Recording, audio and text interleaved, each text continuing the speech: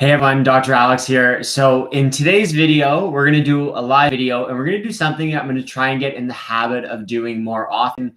And that's talking about cases in real world scenarios that I see in the office, because I think it could bring some value to you, the subscriber, to learn a little bit how I manage patients, how I speak with patients, and how some of the problems that I encounter in the office can help you. Because it's like those things when you have a question in class, if you have a question, there's probably a ton of other people with a question. And I think in the office, if I've got a couple of people with the same problem, it's going to be a bunch of you that will also benefit from hearing about it. So in today's video, I'm going to talk about a patient whose name I'm going to make up. We're going to call him, let's call him Julio. I like Julio. It's a good name. Okay, so Julio I've been taking care of for a couple of years now. Julio runs his own business. He's got a lot of stress in his life. He's got a couple of kids. And when he initially saw me, Julio had a lot of problems with his spine that created some headaches. They created a lot of collateral damage in the form of muscular tension, and he had some knee issues. So Julio and I, we worked together for a couple months. We rehabilitated his spine. He is doing excellent. Now, if we fast forward a little bit, Julio's been having a really tough time during the pandemic, like a lot of people, because his stress level has significantly risen. So he's stuck working from home. His office ergonomics are not great. He's got a few kids to take care of. His partner works at a workplace where there's the risk of COVID/infection. So there is some stress. And so he's been coming in, and when we've been taking care of him, he's been repeatedly telling me about his neck and his upper back bothering him, aggravating him for the first time in a while.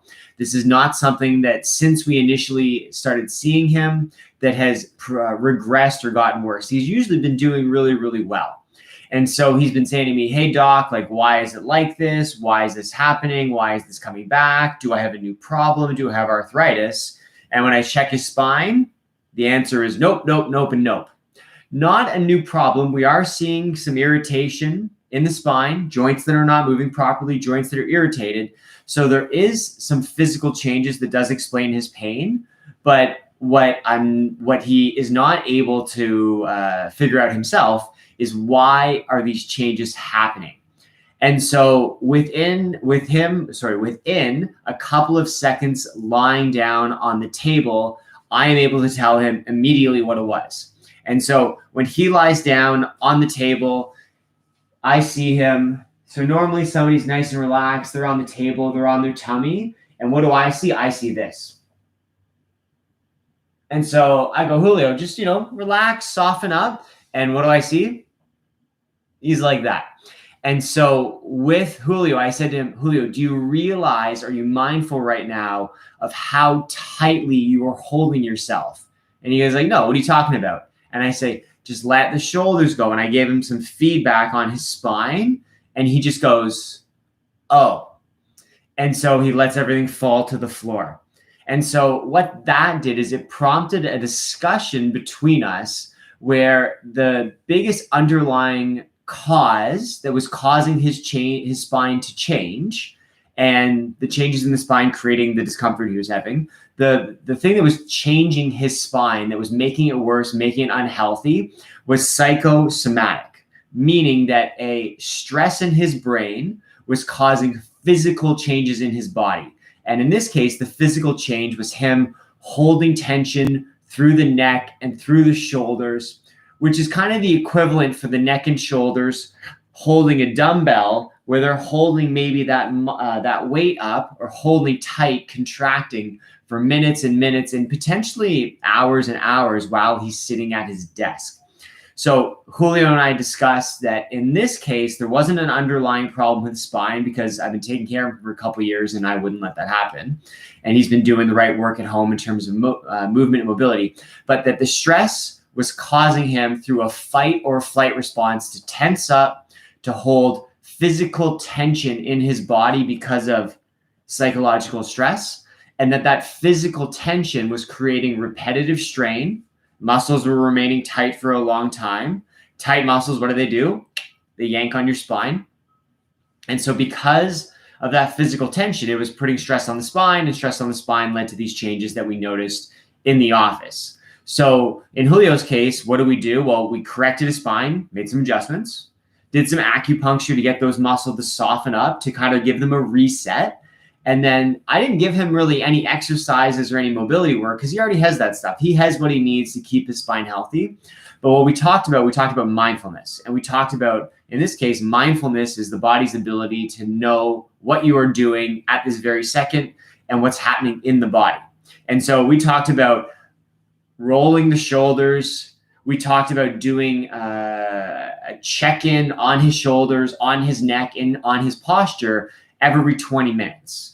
And while there are no guarantees, if he's able to do a check-in every 20 minutes and be mindful of how he's holding himself and how he's moving, the chances of him recreating these issues in his spine are much, much, much less because the underlying spine is healthy.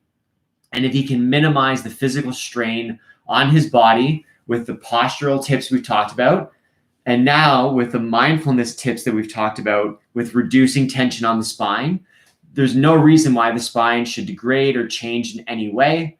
I am seeing him, I think, tomorrow. I'm looking forward to hearing how he is done, and we will find out.